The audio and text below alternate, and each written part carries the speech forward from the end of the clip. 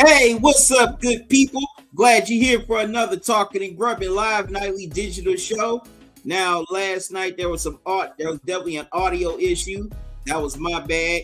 So tonight, I decided to give you a rebroadcast of last night's show, but we had some sad news out of Kansas City. There was a shooting that broke out at today's Chiefs Championship Parade.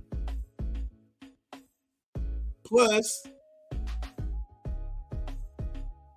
I'm also going to be giving my Super Bowl recap as the Chiefs go back to back. Also, where do they rank amongst the all-time sports dynasties? And a lot of people are still outraged over Andrea Day's performance of the national black anthem at the Super Bowl. I'm going to get into that plus more here tonight on Talking and Grubbing live nightly digital show, which kicks off right here and right now.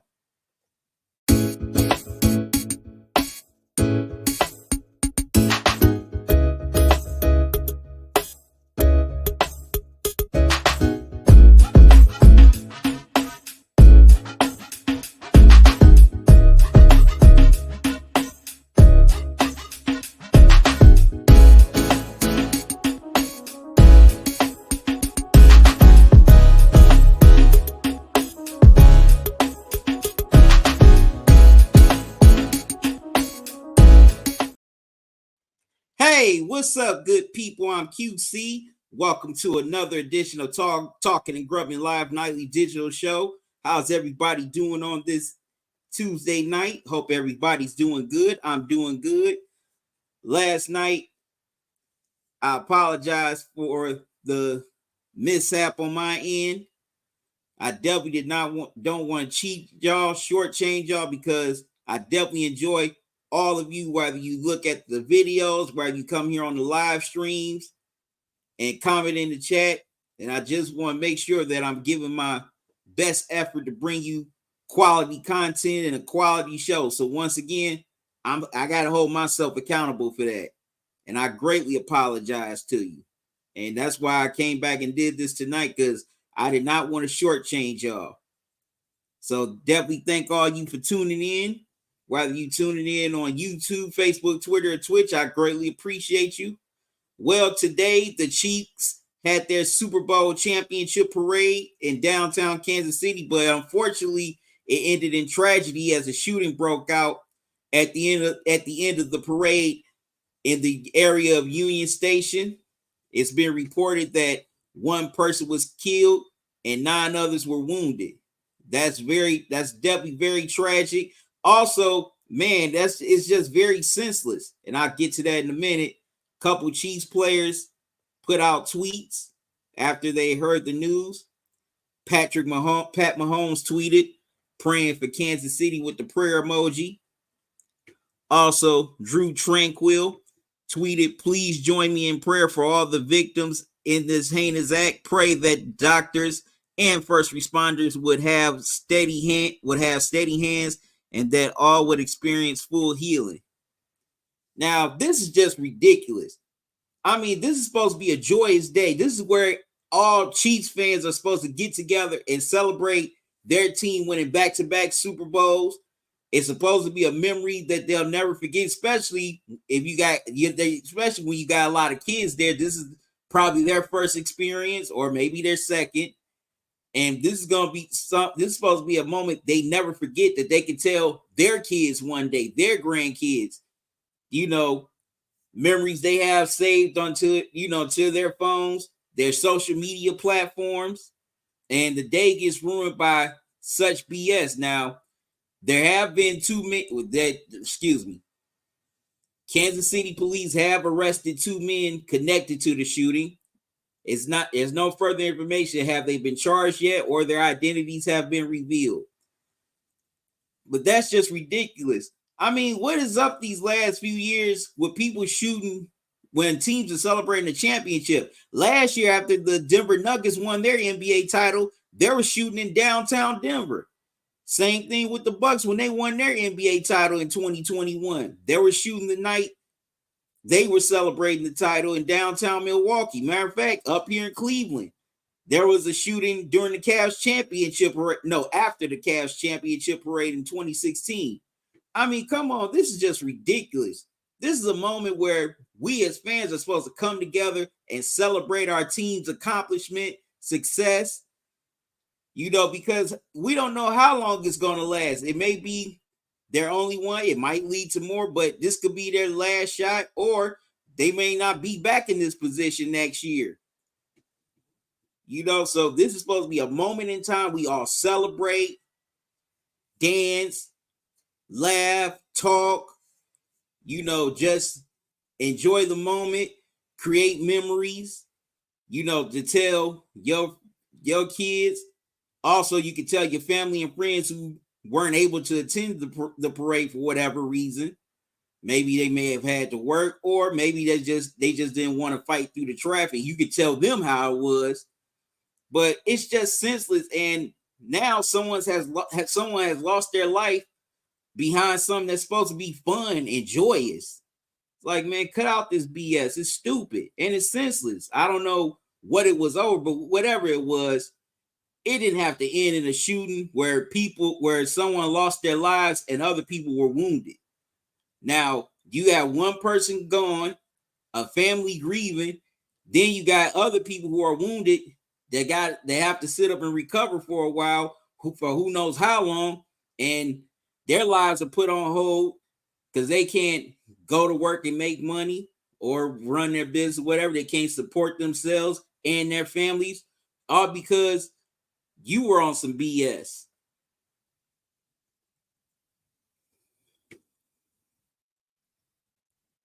All right, some people in the chat.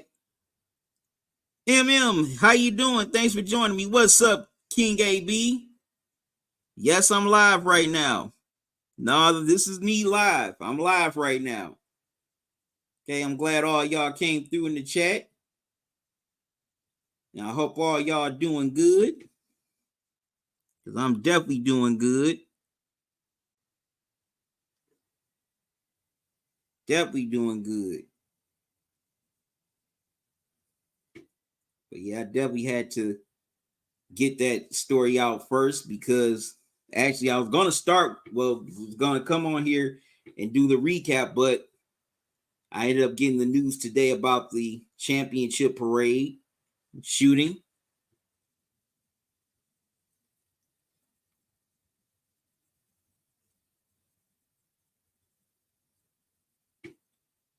Can you elaborate on that, please, MM?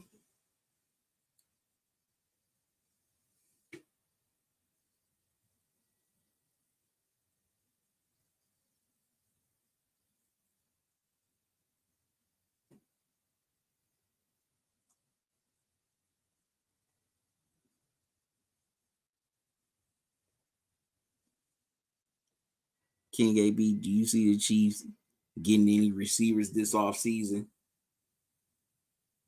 Probably, if they could find a way to fit it in the cap.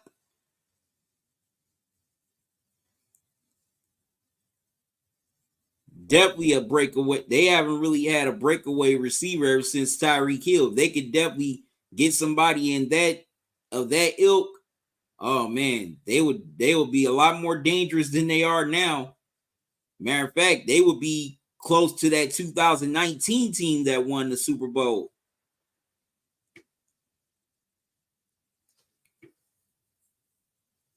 I don't know, man.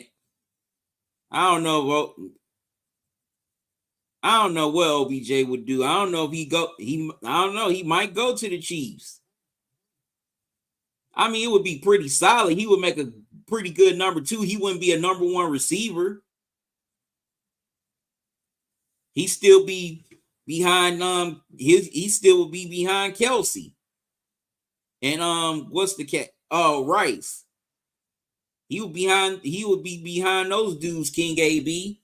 Because Rice definitely came on strong late in the season and in the playoffs as well. So I definitely think they may try to focus on him being the number one receiver next season. So he would just be in the same situation he was in Baltimore. He'd be the number 2 receiver.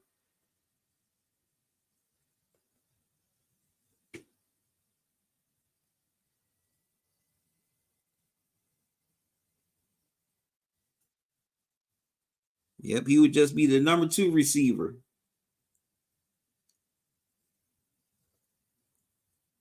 All right, let me get into my next story. My bad.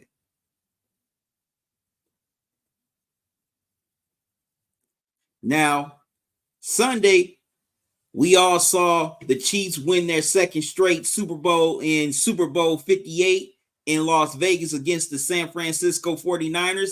This was their second time meeting up in the Super Bowl in 4 years.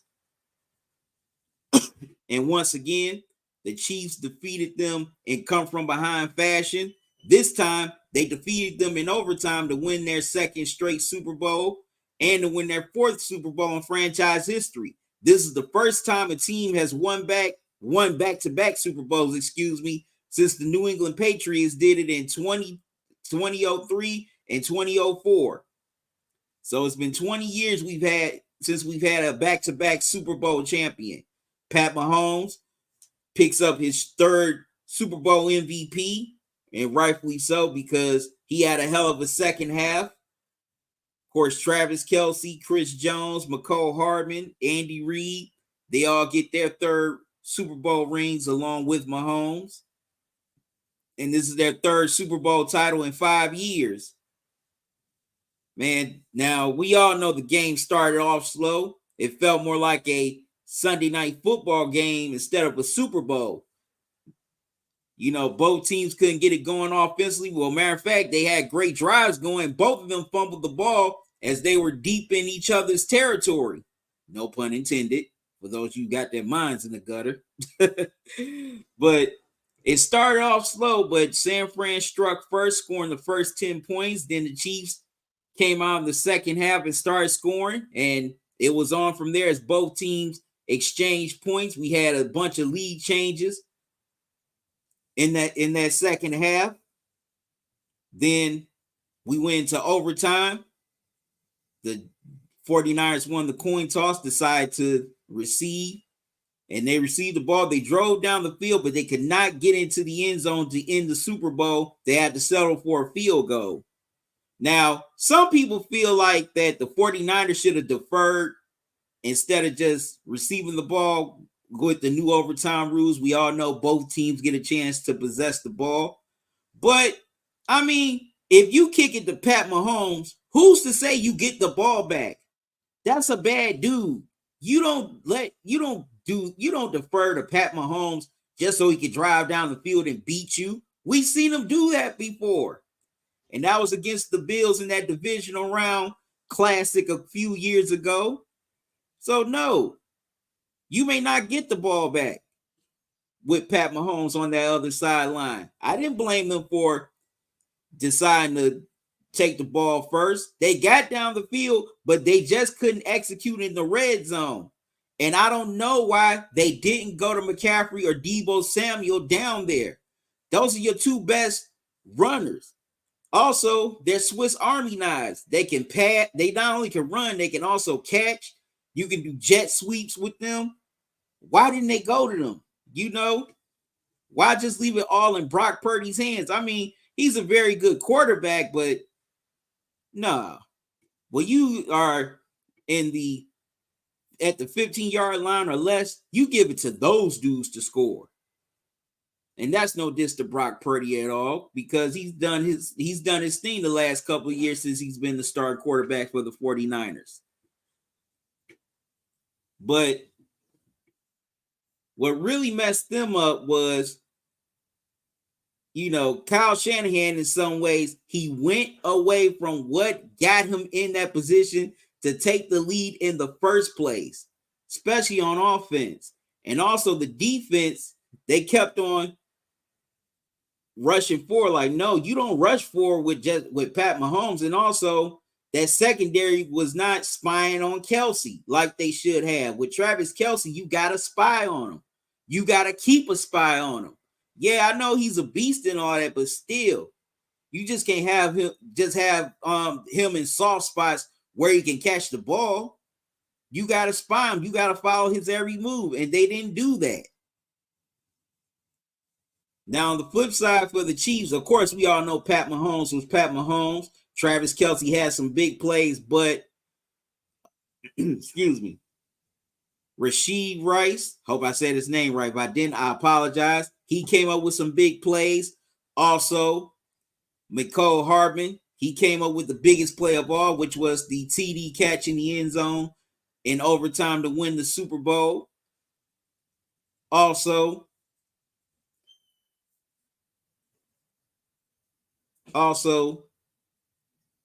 Pacheco, he definitely pitched in a little bit. He was contained, but when they needed him the most, he stepped up, especially in that second half. But we got to give that Chiefs defense a lot of credit, especially Chris Jones. Chris Jones was definitely wrecking some stuff in that second half. Now, no, he may not have gotten any sacks or forced any fumbles or anything, but his presence was felt in that second half. He had that whole 49ers offensive line just discombobulated and confused, and they did not know what to do. He made Purdy get rid of the ball quicker than he wanted to. He also came close to batting a couple of passes down. He was just a beast in that second half. He was definitely felt as a presence in that Super Bowl in the second half. If your offensive coordinator game plan for Chris Jones, you definitely are up at night worrying about that dude, because that man can wreck a game in a minute. Even if he doesn't get any sacks or turnovers, just his presence alone can wreck a game. And it seemed like whoever he was matched up with on that 49ers offensive line, it seemed like he was a couple steps ahead of them. Now, we all know the Chiefs are now a dynasty. And, they go into the pantheon of a lot of great teams we've seen over the decades. I'll tell you where I think they rank amongst the all-time great sports dynasties a little later. But this Chiefs team, this time they had to do it the hard way. The last few years, they've had the number one seed at home field advantage throughout the playoffs. This time they were they were a division winner, but they had to play on Super Wild Card weekend. Then they had to win not one, but 2 games on the road. They had to go into Buffalo and knock off the number 2 seed in the Bills. Then they had to go on the road again to knock off the number 1 seed Ravens. And then they knock off the number 1 seed in the NFC in the 49ers. So they beat 2 number 1 seeds to win their 3rd championship in 5 years, which I think is their most impressive championship of the 3. Now, which team I think is my favorite, you're going to have to find out on a video series that I'm working on, because I do have one of those Chiefs teams in my top 10. I'm not going to tell you which team it is, though.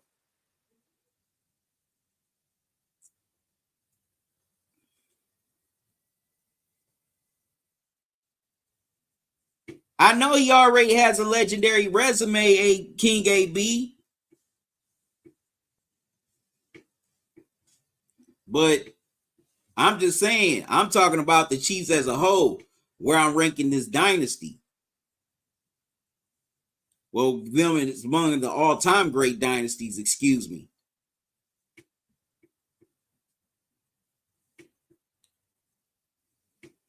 And some of y'all want to make Pat Mahomes the GOAT already. He's a GOAT, but he's not the GOAT. And no, I'm not hating. I'm sorry. Whoever feels like I'm hating, I'm not hating. This is not me hating. This is just facts. He's a GOAT, but not the GOAT. And some of y'all are just doing it based on recency bias. Not saying you, King AB, but some.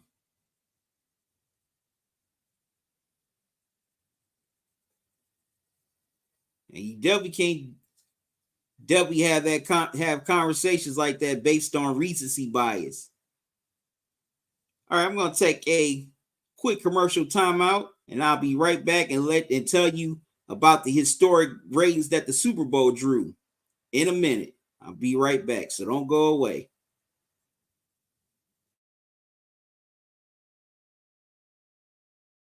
Listen up, sports fans. Your favorite sportsbook, BetUS.com, is back for our 28th year of NFL action. With the industry's biggest sign-up bonus of up to 200%, BetUS offers our members the opportunity to cash in on all your favorite sports, including NFL, NBA, MLB, and more. We've also got hundreds of new casino games, including the coolest new European slots, and our live dealers are waiting for you at the table. Sign up at BetUS.com today to get into the action. BetUS, where the game begins.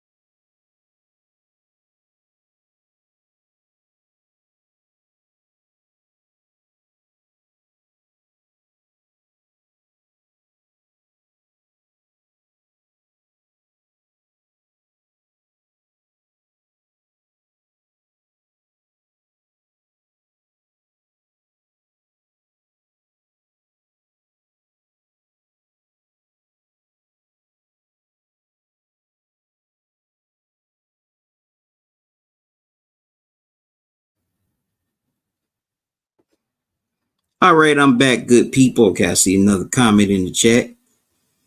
King AB, he's the best of his generation. But agree, if Mahomes wins 2 more rings, he's in the conversation. Yeah, he gets in the conversation.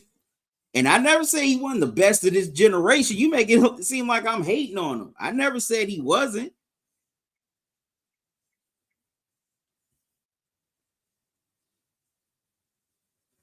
Never said he wasn't. I never denied that. But I'm just saying, we're such a microwave society, we forget to let things develop. I mean, come on. When you're making a ham, you gotta let it sit in the oven for a while, right? You don't put it in the microwave. And for those of you who do, I would never eat none of your ham on a holiday. But yeah, let's see where this goes first. Let's see where it goes first. Let's see what he keeps on doing for the rest of his career. Just like we had to do with Brady. King AB said, LOL. Talking about the ham. All right. On to my next story. Oops. Well, the Super Bowl set record ratings. Matter of fact, this was the highest rated event on TV in history. And this is the highest rated event in television ever since pilot Buzz Aldrin landed on the moon in 1969. The Super Bowl pulled in 123 million viewers. And it ended up outdoing the Super Bowls that aired in 2015 and 2017, which the Patriots and Eagles won respectively. According to this Variety.com article,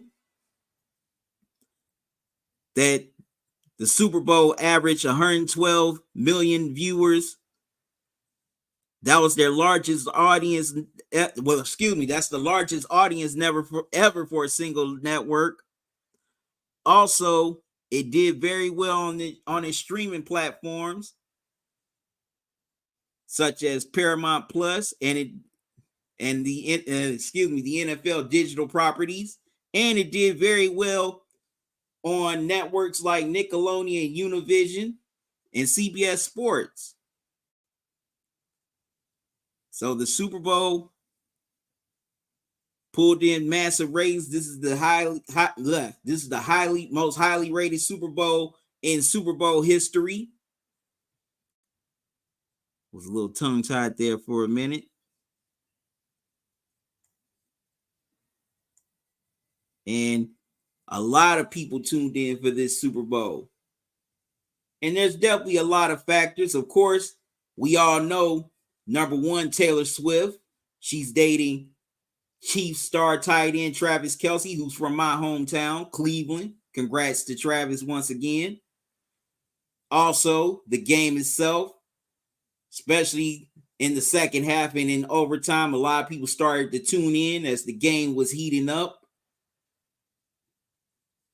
And plus, some people wanted to see if the Chiefs could repeat or if the 49ers could knock them off and win the Super Bowl. But it was definitely the Taylor Swift factor. I'm not going to deny that, because a lot of females have been watching the NFL ever since she started dating Travis Kelce. Excuse me. The ratings for the NFL have gone up during the regular season, and they definitely went up more during the Super Bowl because people wanted to see her and Travis hug and kiss, and some Swifties were hoping a marriage proposal would have came out at midfield, but we didn't get that. So that's definitely a factor. And if Taylor Swift and Travis Kelce stay together, then next season the ratings are even going to be higher, because more females and more Taylor Swift fans are going to be watching football, because You know, Taylor Swift is their favorite artist. That's the artist they really gravitate to. It's the same mania that Beyonce has. It's the same mania that Michael Jackson had when he was on his run in especially in the 80s. And Taylor Swift is definitely a worldwide pop star. Matter of fact, she flew from Tokyo all the way to Vegas within 24 hours just to get to the Super Bowl to root on her, man. So, yep. And also, many people who are Taylor Swift fans wanted to see how many times they were going to show Taylor Swift. In my opinion, they showed her too many times. But I'm not blaming her. I'm blaming the network for that. But, you know, Taylor Swift was definitely a factor in these Super Bowl ratings going up and being the highest rated Super Bowl ever. And if the Chiefs get back here next year, who knows? Maybe the ratings might even be higher. All right, I'm going to take another quick break. I'll be right back. What is it about people being outraged over the Black National Anthem being performed at the Super Bowl? I'm going to definitely talk about some of the folks who were butthurt over Audrey Day's performance at the Super Bowl of the Black National Anthem. Don't go away. I'll be right back.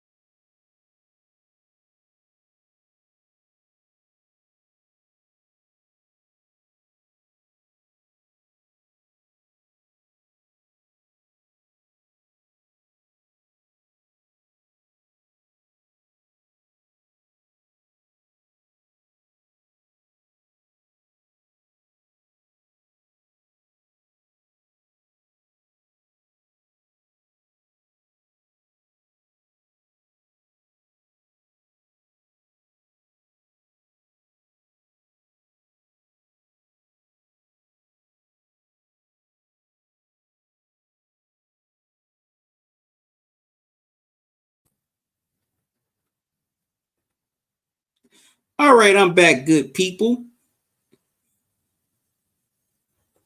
Now, we all know before the national anthem was performed at the Super Bowl,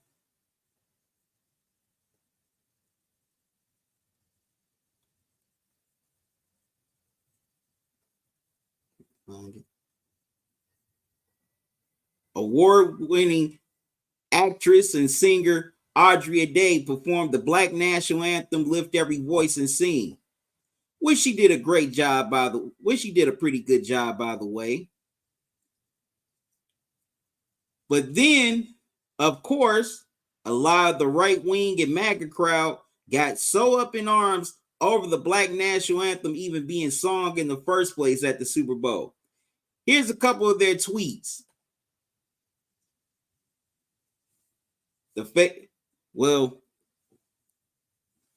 Podcast host and commentator Megyn Kelly tweeted, "The so-called Black national anthem does not belong at the Super Bowl. We already have a national anthem and it includes everyone." First of all, Megan, how can you speak for everyone? You don't know everybody's experience. You don't know what someone has lived. Would you want somebody, if you said someone was treating you unfairly because you were a woman, would you want somebody to tell you to just, soak it up, put your panties on and move and just keep on walking? No, you'll flip out. So how dare you sit up and tell us that we can't have our own anthem? It's not divisive, okay? It is about unity. It's also about equality, justice, and a celebration of freedom. It's never been divisive, and it's not trying to replace the Star Spangled Banner. Here's a news flash for you, since you're such a journalist. Guess what? "Lift Every Voice and Sing" has been an anthem longer than the Star Spangled Banner. The Star Spangled Banner didn't become America's anthem until 1931. That's only a little over 90 years ago.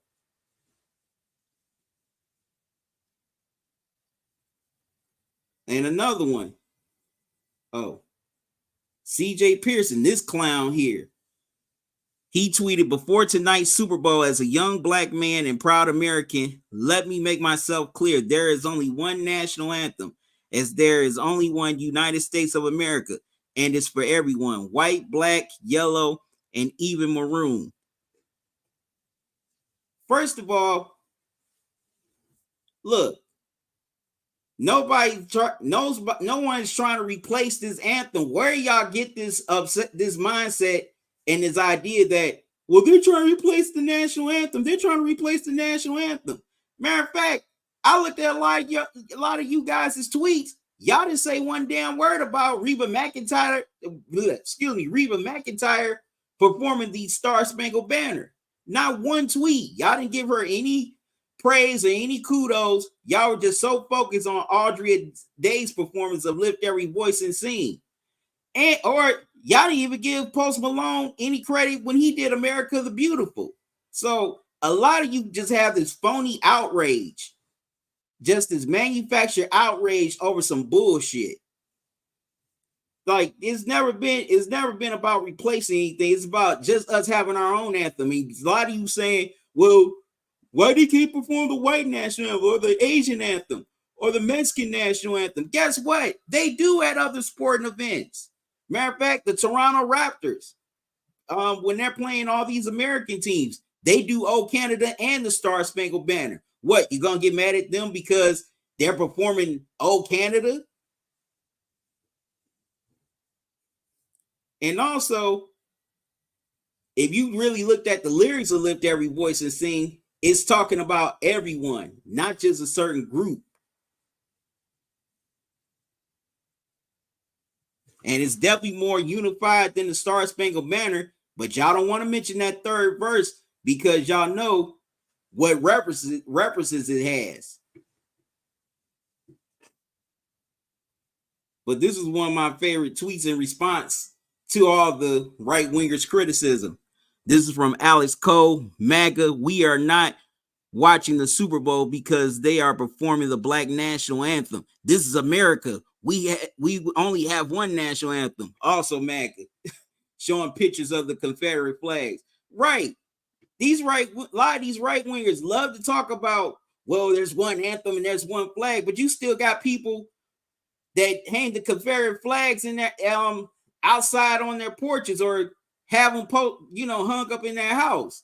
What kind of crap is that? You say it's one flag, but you're hanging up two, and you're also hanging the flag of a bunch of losers. Newsflash: the Confederates lost the Civil War. Okay, get over it. They lost. They didn't win. That would be like Biden bringing the 49ers to the White House, even though the Chiefs won the Super Bowl. But it's just a bunch of phony outrage, like I said. Like, y'all don't really care about the Star Spangled Banner like that. A lot of you don't watch the Super Bowl just to see who's performing the national anthem. Quit lying. If you say that, then I got a bridge and a bunch of empty lots to sell you. Like, come on. And also the reason why they do the Black National Anthem, because guess what? You got a league where 70% of the players are black, and also the Super Bowl takes place in February, which is the same month as Black History Month. So, guess what? If everyone else can have an anthem, so can we. And it's not trying to replace anything. We just want to have ours to celebrate our accomplishments in this country for all the things we've suffered over the past few centuries, and just singing about our survival. And we just want to lift our voice in celebration and just honor ourselves. If you got a problem with that, get over it, because guess what? We're doing it under the First Amendment that y'all love to quote so damn much. All right, I'm going to take a quick break and I'll be right back. And I'm going to talk about, where do the Chiefs rank amongst the all-time great sports dynasties? You don't want to miss that. Don't go away.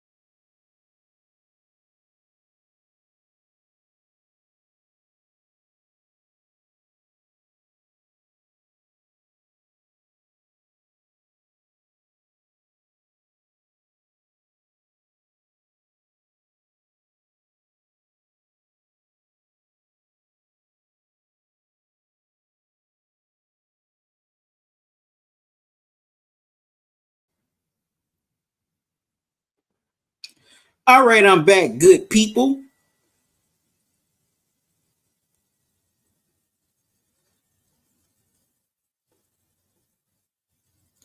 Now that the Chiefs have won their Super Bowl, I was thinking about this the other day.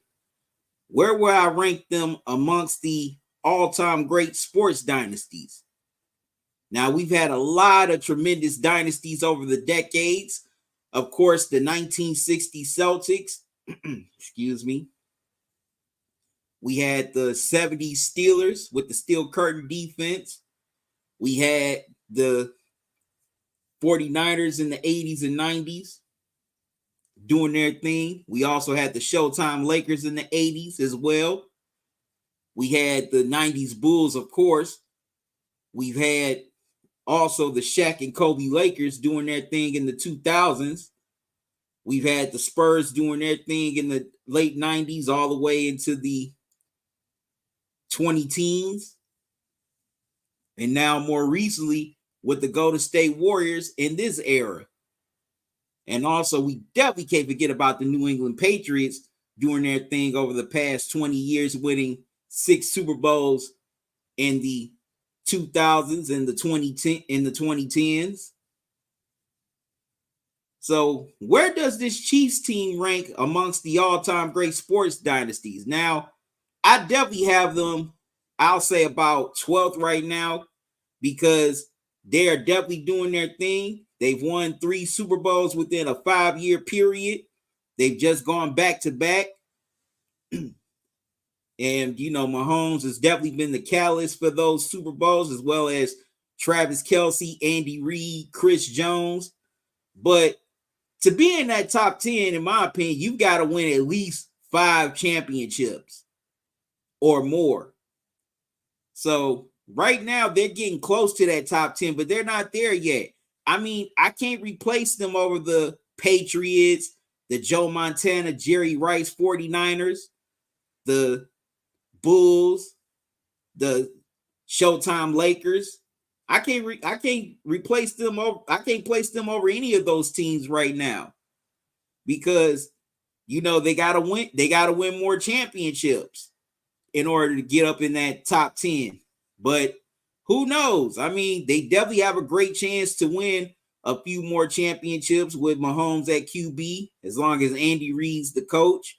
Or who knows? They could pull the 49ers and win with a different coach. A lot of people forget they only won 3 Super Bowls with Bill Walsh, and Bill Walsh decided to retire after that 3rd title, and they won their last 2 with George Seifert, who was his right-hand man when he was coaching those first 3 Super Bowl teams. So who knows? Maybe Andy Reid might want to retire and they win with a different coach. That would definitely be very interesting if the Chiefs could pull off something like that. And also another dynasty I forgot to mention was the Edmonton Oilers, as they won 5 Stanley Cups in the 80s and 90s, and they won their last title without Wayne Gretzky.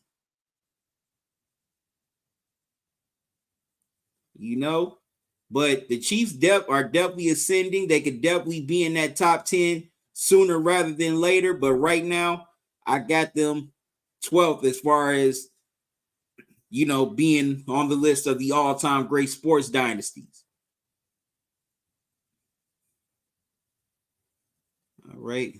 The King AB in the chat said, my list, Steelers, Patriots, Chiefs, 49ers, Cowboys, the best dynasties. Okay, you're just talking about in the NFL. I'm talking about in all of sports. But yeah, definitely can't forget about the Cowboys either. Definitely forgot to mention them, as they've done their thing first in the 70s and then in the 90s with Troy Aikman, Michael Irvin, Emmitt Smith, and all those dudes. Definitely forgot to mention those guys.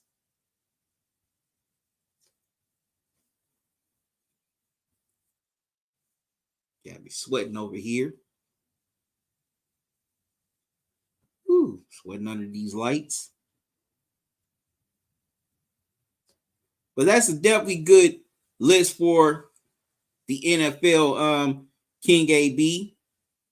But if I was just doing the NFL, no way I would put the Chiefs over the 49ers. You can. They won more championships than the Chiefs. And also, they won Super Bowls with 2 different quarterbacks and 2 different head coaches. I mean, they won their first 4 with Joe Montana at QB. Then they trade him, put Steve Young in that position, and he wins a Super Bowl. Like I just mentioned a few minutes ago, Bill Walsh, he won those first 3 Super Bowls. He decided to retire. And then George Seifert, who was his offensive coordinator, takes over, and he wins 2 Super Bowls.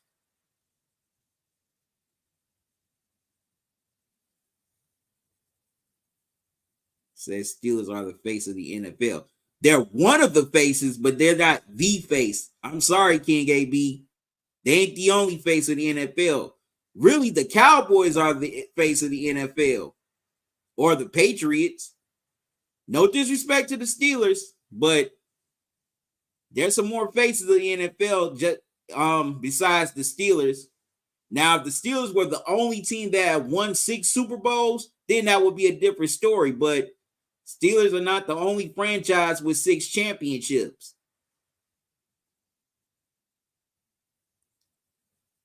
You asked me, why did they trade Montana?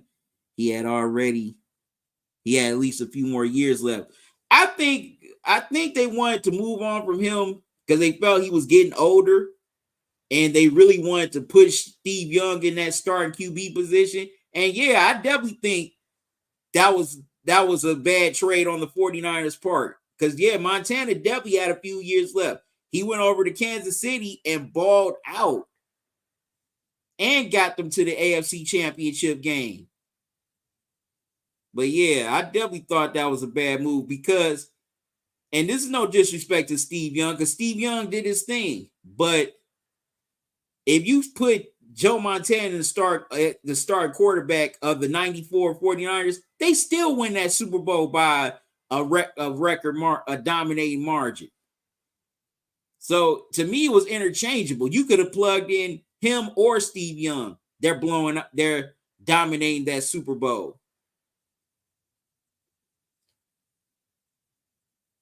Yep, he was 30 when he started because he played in the USFL for a few years. And then he played for the Bucks. Well, now let me make sure I'm right, because I don't want to give any misinformation.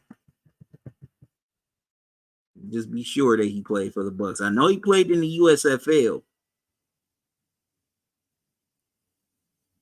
before getting into the NFL.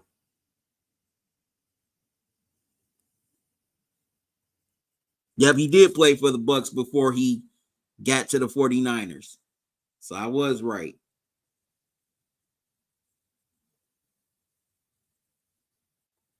King AB also said Montana and Steve aren't that far in age. Right. Definitely. Yep, only Steve Young is only what? No more than about a good maybe 3 or 4 years younger than Joe Montana. Yeah, but that's why Steve Young started so late, because he was in the USFL for so long, and then he was playing for the Bucks, and then the 49ers traded for him. But yeah, he was a 30-year-old quarterback starting in the Super Bowl. So definitely makes him one of the oldest quarterbacks to start a Super Bowl.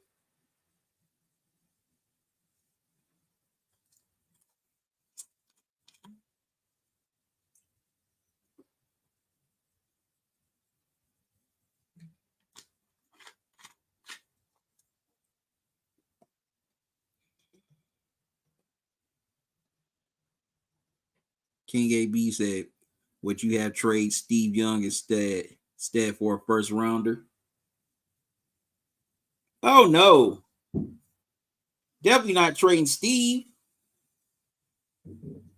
Because he was definitely a pretty serviceable backup. And he had the potential to be a starter, which he ended up becoming. And went on to do some great things. He's in the Hall of Fame right now. He's in the Hall of Fame.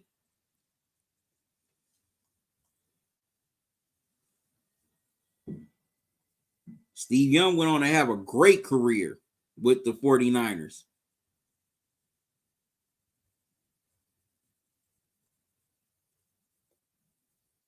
So I don't know if you can consider Steve Young a GOAT. No, I'm not. No, I don't consider him a GOAT, but he's definitely a great.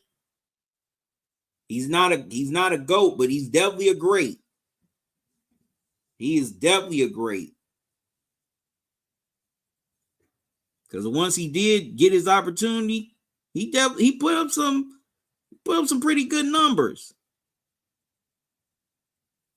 He definitely put up some pretty good numbers. And like I said, he had a great career. And he was doing that in his 30s. So I gotta give him a little bit credit for that. Yeah, I agree Dan Marino is better than Steve Young. Of course. Even though, Young has the ring. But still, Dan Marino definitely was a beast. He was definitely a beast. All right.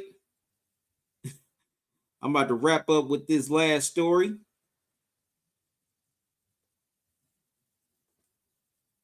Now, we all know last week the NFL honors kicked off where all the players get awards for MVP, Defensive Player of the Year, Offensive Player of the Year, and etc.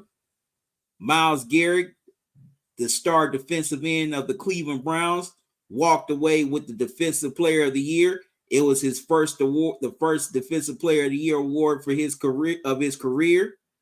And he definitely had some great competition, which was Pittsburgh Steelers linebacker T.J. Watt, as well as Dallas Cowboys linebacker Micah Parsons. Now, a certain group of Steelers fans just got so butthurt over the fact that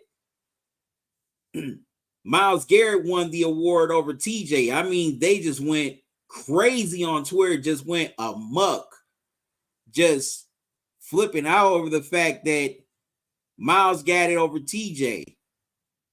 Some were saying, oh, he didn't deserve it because of, he's not a great role model for what he did to Mason Rudolph a few years ago. For those of you who may not know, during a Thursday night football game, right at the end of the game, Garrett and Rudolph ended up getting into a scuffle where Myles Garrett ripped his helmet off and hit him upside the head with it.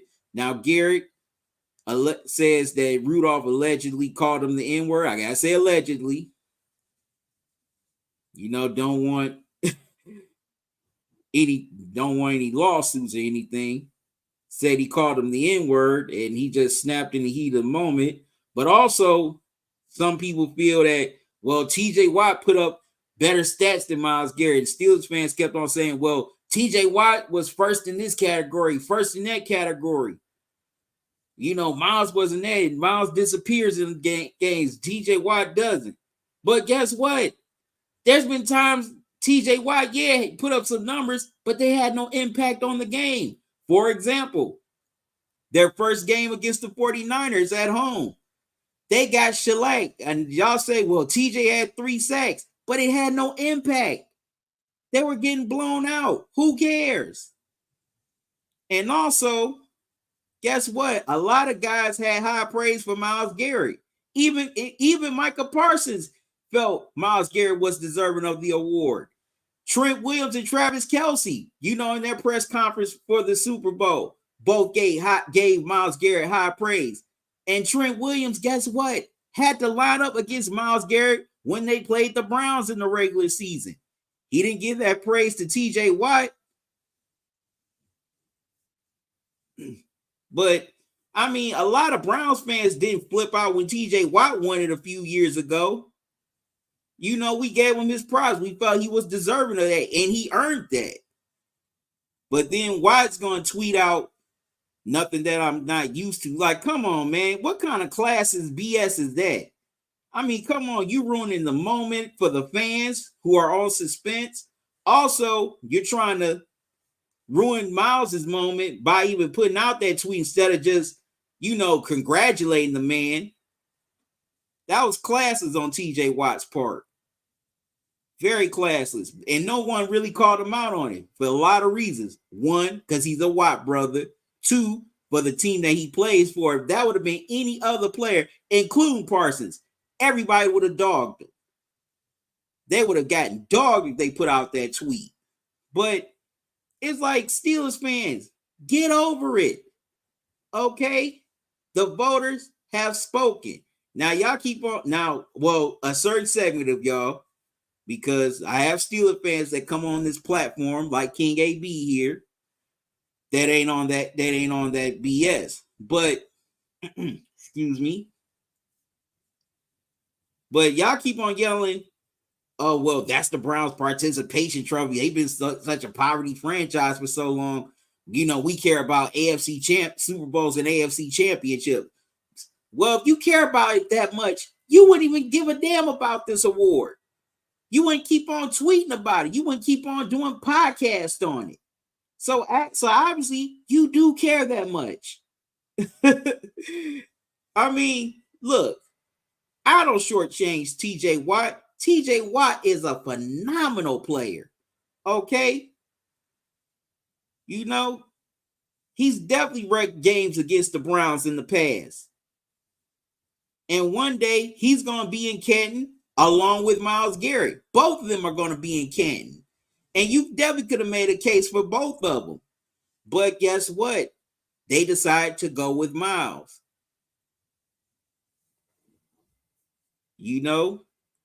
They felt he was the more deserving. He was the best defensive player in the NFL this year. It's nothing personal, okay? Maybe next year, TJ Watt might win it. Who knows? And for those of you who keep on saying, well, Myles didn't lead in any stats, guess what? There have definitely been a lot of some defensive players, if not a lot, that have won the award, never leading anything in stats. Guess what, Steelers fans? One of your own guys won Defensive Player of the Year, and guess what? How many stats did he lead in? 0. And you know who that guy was? Your very own, James Harrison. So before you have that argument, look at your own backyard.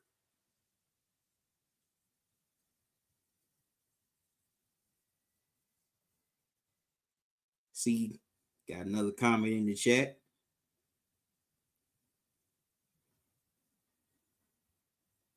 King AB said TJ Watt definitely should have won Defensive Player of the Year. Said Rudolph, LOL, LOL. Okay, why should he have won it, King AB? I want to hear your case. Why do you think he should have won it?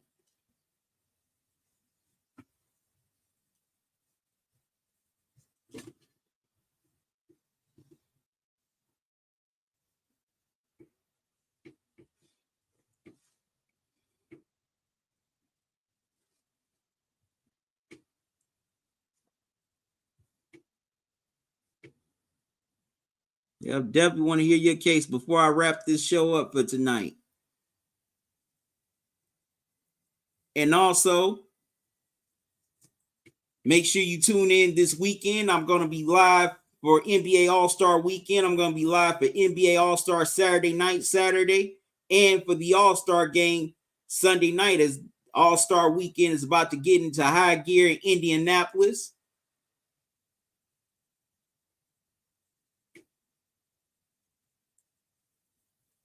But it's not all about stats, King AB. It's not about all stats.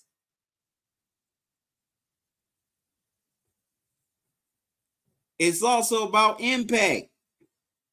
Guess what? Myles had a more impact on his team. Not to say TJ Watt didn't, but guess what? The Browns were the number 1 defense in the NFL in the regular season. The Steelers defense were like in the middle at the bottom of the pack. Like I said, y'all get too caught up in stats. Guess what? I just said it. Your own guy won Defensive Player of the Year, and he didn't lead in any stats. James Harrison won Defensive Player of the Year, and he didn't lead in any stats when he won in 2009. And y'all didn't say nothing. Y'all didn't say not one word about that. So come on.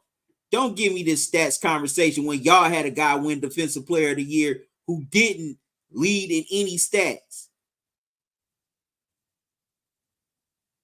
Like, come on, man. We ain't gonna play the selective energy game.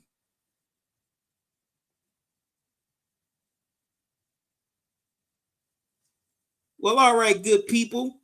That wraps it up here for the live nightly digital show. I'll be back tomorrow night at 8 o'clock talking all things NBA, talking about this first half of the season. I appreciate all y'all for tuning in, whether you tuned in on YouTube, Facebook, Twitter, or Twitch. I appreciate all y'all taking time out your night to hang out with me for a while. Can't wait to do this again tomorrow. So until then, y'all have a good one. Love y'all to life. Salute. Y'all be safe. Enjoy the rest of your night and enjoy your day. I'm out. See y'all tomorrow.